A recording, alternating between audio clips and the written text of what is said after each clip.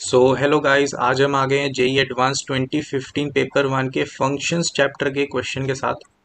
ठीक है, functions chapter का क्वेश्चन है, मल्टीपल करेक्ट टाइप का क्वेश्चन है। तो मैं चाहता हूं कि आप एक बार खुद सॉल्व करो पॉज करके वीडियो को एंड फिर मेरा आंसर देखो। मेरे को पूरा यकीन है कि आप एक बारी में सही आंसर निकाल सकते हो। बस ध्यान रखना, स्टेप बाय स्टेप सही से क्वेश्चन को अटेम्प्ट करना है। तो यहाँ पे मैं उम्मीद करता हूँ कि आपने अच्छे से एक अच्छा अटेम्प्ट दिया होगा। तो अब शुरू करते हैं इसका सोल्यूशन से। तो देखो, यहाँ पर आपके पास F of X function given है, sine of pi by six, sine of pi by two, sine X. तो काफ़ी वियर्ड सा क्वेश्चन जो कह सकते हैं फंक्शन गिवन है यहाँ पर। For all X belongs to real number. ठीक है, तो यहाँ पर एक चीज़ पता लगी, जो इसकी डोमेन है वो क्या है, रियल नंबर्स है। एंड क्या पता लग रहा है यहाँ पे, जी ऑफ एक्स हमारा पाई by two into sine x function है ये। एंड ये भी, इसकी भी डोमेन है वो रियल नंबर्स है। फिर हमें यहाँ पर कॉम्पोजिशन वाले फंक्शंस की थोड़ी सी डेफिनेशन टाइप गिवन है, ये इतनी ज़्यादा ज़रूरी नहीं है, ये ऑलरेडी पता होता है। तो हमें क्या पूछा है, हमें पूछा है एफ़ की रेंज बता दो। एफ़ की रेंज पूछी है। अच्छा, तो देखो बहुत सिंपल है, एफ़ की रेंज निकालनी है, पहले एफ़ की डोमेन तो निकाल लो। सबसे पहले तो एक चीज़ ध्यान रखो कि अंदर से बाहर की तरफ जाना है। ठीक है, अंदर से बाहर की तरफ जाना है, तो सबसे पहले साइन एक्स को देखो जो सबसे अंदर है। साइन एक्स क्या है, वन से लेकर -1 के बीच में है, for X belongs to real number. सही बात है। फिर तुमने उसके साथ क्या मल्टीप्लाई करा यहाँ पर, पाई बाय टू। तो पाई बाय टू मल्टीप्लाई कर दो, pi by two sine of X, pi by two और माइनस पाई बाय टू के बीच में आ गया। सही बात है। फिर तुमने क्या करा, इसके बाहर साइन एक्स लगा दिया। तो तुमने फिर से साइन एक्स लगाया, क्या मिला, साइन एक्स लगाया, तुम्हें मिला sine of minus pi by two. फिर तुम्हें मिला यहाँ पर sine of pi by two, sine of pi by two, sine of X. ठीक है, फिर तुमने क्या बोला, तुमने बोला कि भाई क्या आ गया, ये आ गया तुम्हारा -1 से यहाँ पर आ गया sine of pi by two, sine of X. यहाँ पर क्या आ गया, 1। सही बात है। फिर तुमने क्या करा भाई, तुमने मल्टीप्लाई कर दिया pi by six. Pi by six multiply करोगे क्या मिल जाएगा, यहाँ पर बना pi by six sine of, यहाँ पे बना pi by two sine of X, और ये बन गया पाई बाय सिक्स, ये बन गया माइनस पाई बाय सिक्स। ठीक है, सो तुम्हें क्या पता लग रहा है यहाँ पे तुम्हें ये पता लगा कि माइनस, तुम यहाँ पे साइन लगाओगे ना बाहर, फिर से साइन लगाना है। तो तुम साइन लगाओगे, यहाँ बन जाएगा sine minus pi by six, यहाँ पे बना sine pi by six sine pi by two sine X. ठीक है, सॉरी यहाँ पर ये आना है। ठीक है, एंड ये आ गया आपका sine of pi by six के बीच में, इक्वल टू ये आ गया -1/2, यहाँ पर आ गया 1/2, और बीच में क्या बन गया आपका, एफ ऑफ एक्स। ठीक है, तो बहुत स्ट्रेट फॉरवर्ड आपका आंसर क्या आ गया, ए ऑप्शन। अब देखो यहाँ पे डिटेलिंग वाली बात क्या है कि आप बोलोगे आपने ना साइन फंक्शन यहाँ पर लगा दिया। देखो पहले स्टेप पे मैंने जब साइन फंक्शन लगाया तो मैंने इनइक्वालिटी में डायरेक्टली लगा दिया। वैसे ही जब मैंने दूसरी बार लगाया, तो दूसरी बार देखो यहाँ पर, दूसरी बार जब मैंने लगाया वो यहाँ पर था, है ना।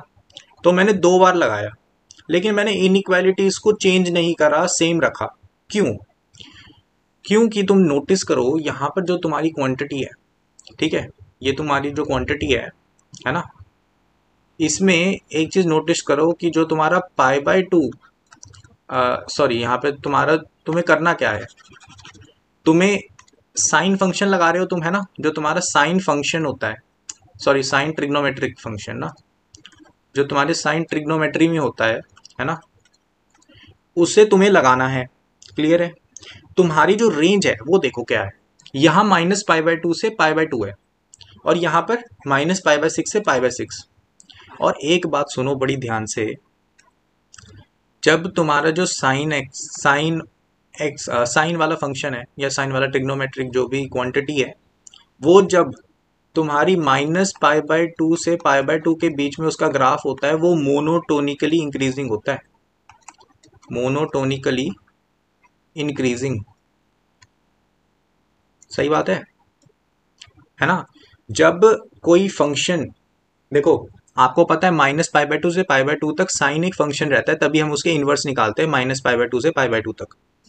अब वो मोनोटोनिकली इंक्रीजिंग होता है -π/2 से π/2 तक, वो तुम्हें पता है, तभी तो उसका निकल रहा है, वो इनवर्स निकल रहा है ना, 1/1/2 है। तो मोनोटोनिकली इंक्रीजिंग के वक्त क्या होता है, जब आप मान लो किसी भी, जो मैंने ये स्टेप पे करा है ना कि मैंने साइन फंक्शन लगाया, तो मेरी जो इनइक्वालिटी है वो रिवर्स नहीं होती है, समझे, रिवर्स नहीं होती है इनइक्वालिटी। और यही काम यहाँ पर भी हो रहा है, यहाँ पर π/6 है ना, तो इधर भी यही काम हो रहा है। यहाँ पे इस क्वांटिटी के बीच में भी -π/6 से π/6 के बीच में भी साइन फंक्शन जो है वो मोनोटोनिकली इंक्रीजिंग है। इससे ये पता लग रहा है कि मैं जब साइन फंक्शन लगाया अगले स्टेप पे, तो मुझे इनइक्वालिटी रिवर्स करने की जरूरत नहीं है। ठीक है, ये चीज पता लग गई। ये कॉन्सेप्ट जो है, जो मैंने यहाँ पर अप्लाई करा साइन फंक्शन लगाने का, इसको हम कवर अप करते हैं। एक टॉपिक है मोनोटोनिसिटी।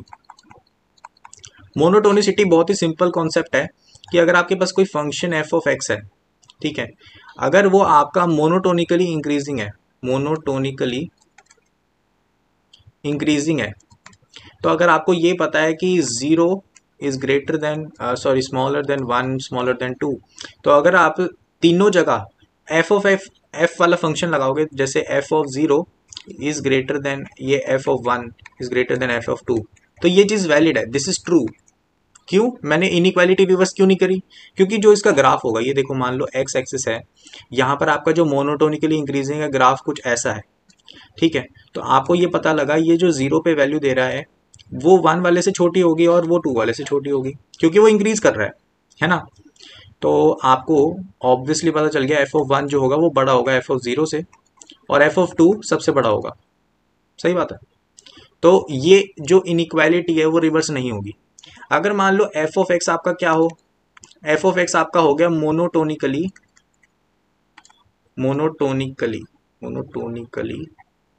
डिक्रीजिंग, मतलब मैं क्या कह रहा हूं, मोनोटोनिकली इंक्रीजिंग मतलब उसकी जो स्लोप है f(x) is greater than 0 always, किसी रेंज के बीच में। अब हो सकता है कि ये बाद में डिक्रीज कर रहा हो, तो बस मैं यहाँ पर ये बात कर रहा हूँ कि ये जो चीज़ है ये 0 से लेकर 2 तक के लिए वैलिड हो, है ना, क्योंकि मेरे को इस पे ही लगाना है ना। तो यहाँ पे डिक्रीजिंग वाले में फिर क्या हो जाएगा, f(x) is less then 0 for 0 to 2 लगा लो चाहे, है ना, जहाँ पे मेरा ये चीज़ वैलिड हो जाए। तो मेरे को क्या करना पड़ेगा, अगर 0 ग्रेटर देन 1 ग्रेटर देन 2 मैं कह रहा हूँ, तो मैं अगर f अप्लाई करूँगा तो मुझे ये रिवर्स करने पड़ेंगे। सही बात है, क्योंकि जो मेरा फंक्शन होगा उसका ग्राफ अब डिफरेंट है, अब वो डिक्रीजिंग है, तो यहाँ पर 0 पर जो वैल्यू होगी वो ज़्यादा होगी, 1 पर छोटी हो जाएगी, 2 पर और छोटी हो जाएगी। ठीक है, तो हो सकता है कि x में क्वांटिटी बढ़ रही है लेकिन ग्राफ में एक्चुअली क्वांटिटी घट रही है f के अकॉर्डिंग। ठीक है, तो आपको ये बेसिक सा फंडा है। ठीक है, इसके बाद देखो यहाँ पर बहुत इंपॉर्टेंट बात है 0 to 2 वाली, जिन चीज़ों पे मैं अप्लाई कर रहा हूँ वहाँ की मोनोटोनिसिटी देखनी है। यहाँ पर ऊपर वाले क्वेश्चन में क्या था, -π/2 से π/2 और -π/6 से π/6 था, तो उधर की मोनोटोनिसिटी मुझे ऑलरेडी पता है कि मोनोटोनिकली इंक्रीजिंग है ग्राफ, है ना, तो उससे मेरे को डायरेक्टली पता था इनइक्वालिटी के साइन चेंज नहीं होने हैं। ठीक है, तो आई थिंक आपको अब क्लियर हो गया होगा मैं कर क्या रहा था, है ना, इतने समय से। चलते हैं अपने नेक्स्ट जो भी है हमारा सवाल। तो देखो यहाँ पर क्या गिवन है, f(g) है ना, तो फॉग ऑफ x जो भी है इसको कहते हैं, तो हम इसको करने वाले हैं। अब देखो यहाँ पर ऐसा है कि x की इनपुट में तुमने g(x) रख देना है। ठीक है, तो एक्चुअली तुम कर क्या रहे हो, तुम्हारा जो फॉग ऑफ x है, फॉग ऑफ x वो तुम्हारा क्या आ जाएगा, साइन ऑफ π/6, है ना, साइन ऑफ π/2 साइन ऑफ, अब यहाँ पे जो x था उसकी जगह तुमने g वाला फंक्शन रख दिया जो कि तुम्हारा ये है। ठीक है, सो इसमें कुछ चेंज नहीं आएगा। अब तुम बोलोगे भाई क्यों, क्योंकि यहाँ पर तुम डायरेक्टली देख सकते हो कि जो हमारा पहला वाला काम था पहले वाले में भी तो यही क्वांटिटी है। अब तुमने यहाँ पर इनपुट में डाल दिया, वो भी वही बात बन जानी है, ठीक है। क्योंकि ये जो तुम लिखोगे इसकी रेंज क्या आएगी, -π/2 से π/2 तक आएगी। तुम फिर इधर साइन फंक्शन लगाओगे तो इनइक्वालिटी तो सेम रहेगी, -1 से 1। तो यहीं से तो शुरू करा था हमने f(x) वाला फंक्शन, यहाँ पे देखो ये वाला जो स्टेप है, ठीक है। तो ओवरऑल जो आंसर है इसमें भी चेंज नहीं होगा, रेंज उतनी ही आएगी, आप करके देख सकते हो, ठीक है, बिल्कुल सेम ही आएगा। ये तो बिल्कुल शॉर्टकट ही है इसको समझने का, है ना, क्योंकि कुछ चेंज ही नहीं हो रहा है। अब देखो यहाँ पे अगला क्या कहा है, x tends to 0 f(x) divided by g(x) is equal to π/6। बहुत सिंपल, बहुत बहुत सिंपल है, ठीक है। लिमिट्स तो मेरे को बहुत ज़्यादा सिंपल लगता है कभी कभार, तो देखो लिमिट्स तो मैं इतना अच्छे से एक्सप्लेन कर सकता हूँ। देखो तुम्हारा है limit x tends to 0 f(x) divided by g(x). f(x) तुम्हारा है sine of π/6 sine of π/2 sine of x, सही बात है। डिवाइडेड बाय यहाँ पर क्या है, साइन ऑफ x, और यहाँ पर π/2। अब यहाँ पर तुम्हारी जो लिमिट है वो क्या लगी हुई है, यहाँ पे मैं इसको हटाऊँ, यहाँ पे तुम्हारी जो लिमिट लगी है वो क्या लगी है, x टेंड्स टू 0। अब समझो बात को भाई, x टेंड्स टू 0 है तो साइन ऑफ x जो है वो भी टेंड्स टू 0 है। π/2 अगर मैं मल्टीप्लाई कर दूँ तो वो भी टेंड्स टू 0 है, सही बात है। तो अगर मैं π/2 साइन x को y लिख दूँ, ठीक है, इसको मैंने y लिख दिया तो y टेंड्स टू 0 मिल गया। अब इस लिमिट को लिखो, क्या बन जाएगा ये, साइन ऑफ, यहाँ पे लिमिट लगा देता हूँ, y टेंड्स टू 0 तो क्या बन गया, साइन ऑफ π/6 साइन ऑफ, यहाँ पर क्या बन गया y, और क्या बन गया, डिवाइडेड बाय, यहाँ पर बन गया y, सही बात है। अब देखो बहुत ही सिंपल सी बात है, तुम्हें मैंने पहले भी सिखाया था, अभी भी फिर से रिपीट करता हूँ। अगर तुम्हारे पास लिमिट साइन ऑफ x है, ठीक है, x टेंड्स टू 0, तो तुम उसको approximately limit x tends to 0 x लिख सकते हो, ठीक है। तो इसी चीज़ को अप्लाई करेंगे यहाँ पर, आपका जो आपका x है उसको ये मान लो, है ना, तो आप इसको डायरेक्टली लिख सकते हो। तो अगले ही स्टेप पे आप क्या लिख दोगे, limit y tends to 0 π/6 sine of y divided by y। तो ये तो आपको पता है, ये जो क्वांटिटी ये तो 1 हो जाएगा, तो आंसर आपका आ गया π/6, ठीक है। बहुत सिंपल है, लिमिट के क्वेश्चन सबसे आसान होते हैं पूरी कैलकुलस में, सबसे इजीएस्ट टॉपिक है। अब अगला डी ऑप्शन कह रहा है, there is an x belongs to real number such that gof of x is equal to 1, ठीक है। एक ऐसा x एग्जिस्ट करता है कि ये चीज ट्रू हो जाए, ठीक है। तो इसको देखते हैं, गॉफ ऑफ x क्या होगा, पहले ये ढूंढते हैं। गॉफ ऑफ x मतलब हमने g में f(x) डाल दिया, है ना, ओके, g में f(x) डाल दिया। g हमारा क्या था, जो गॉफ ऑफ x हमारा आएगा, g हमारा था π/2, यहाँ पर था साइन, यहाँ पर आना था x की जगह फॉग ऑफ x रखेंगे तो यहाँ पर आ जाएगा साइन π/6 था क्या, यहाँ पर क्या है अपना फंक्शन, हाँ साइन π/6, तो यहाँ पर पहले साइन आएगा, साइन π/6, यहाँ पर साइन, फिर उसके अंदर π/2 साइन ऑफ x, सही बात है। तो ये अपना गॉफ ऑफ x फंक्शन हो गया। हमें ये बोला है कि भाई ये इक्वल टू 1 हो जाता है for some x belongs to real number, ठीक है। तो चलो भाई ढूंढते हैं, ढूंढना क्या है इसमें, ये तो बहुत ही सिंपल है। देखो ये चीज़ आपकी क्या है, f(x) है, f(x) की रेंज क्या निकाली थी आपने, इसकी रेंज क्या है, रेंज क्या इसकी वैल्यूज आ सकती हैं, -1/2 से 1/2 आई थी जहाँ तक मेरे को याद आ रहा है। तो आपको ये मिला कि f(x) आपका क्या है, 1/2 और -1/2 के बीच में है। अब आप फिर से देखो भाई, बहुत ही सिंपल हो गया मामला। यहाँ पर आप क्या करोगे, रुक जो साइन, हाँ f(x) डाल दिया ना, f(x), हाँ ठीक है, थोड़ा ऐसा ही है फंक्शन। अब आपको साइन फंक्शन लगाना है, ये आपको पता है ये क्या है, ये आपका -π/2 से छोटा है, ठीक है। यहाँ पे ऐसे इनइक्वालिटी आएगी, ये कैसे आ जाएगी, ऐसे।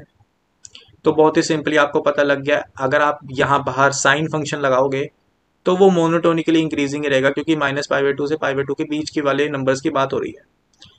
तो सीधा हम लगा देंगे साइन ऑफ, यहाँ पे -1/2 और यहाँ पर आ जाएगा साइन ऑफ f(x) और यहाँ पर आ गया साइन ऑफ 1/2। ठीक है, फिर आपको ये पता है ये जो -1 है ये बाहर निकल सकता है ना सीधा। ओके, तो ये माइनस साइन आप बाहर निकाल लो तो आपको मिला माइनस। ठीक है, क्लियर है? ओके, तो आपको माइनस साइन मिल गया यहाँ पे। अब आपको क्या करना है, π/2 से मल्टीप्लाई करना है यहाँ पे।